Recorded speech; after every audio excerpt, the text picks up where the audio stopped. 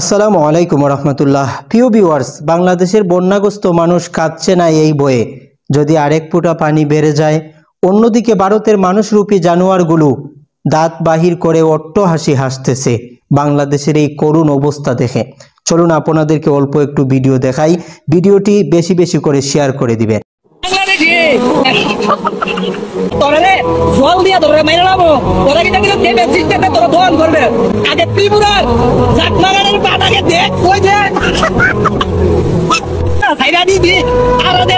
আপনারা এই ভিডিওর মধ্যে একটা মানুষকে দাঁত বাহির করে অট্টহাসি দিয়ে কথা বলতে দেখেছেন, কিন্তু আমি দেখেছি একটা মানুষরূপী মনুষ্যত্বহীন জানোয়ারকে কথা বলতে।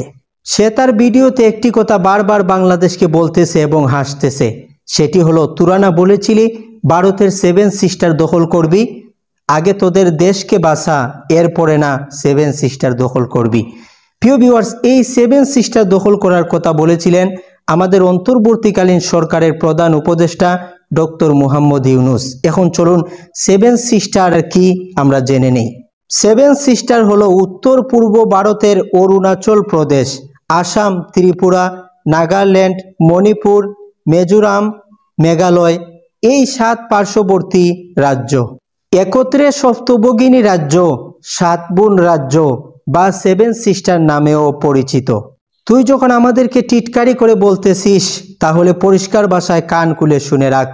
আমরা হলাম বাঙালি জাতি, আমরা 9 দফা দাবি থেকে 1 দফা দাবিতে নেমে আসতে পারি। ঠিক তেমনিভাবে 7 সিস্টার বাদ দিয়ে তোর গোটা ভারত চাইতে পারি। আই রিপিট, তোর গোটা ভারত চাইতে পারি। আর এই চাওয়া গাজওয়াতুল হিন্দের মাধ্যমে পাওয়া হবে ইনশাআল্লাহ।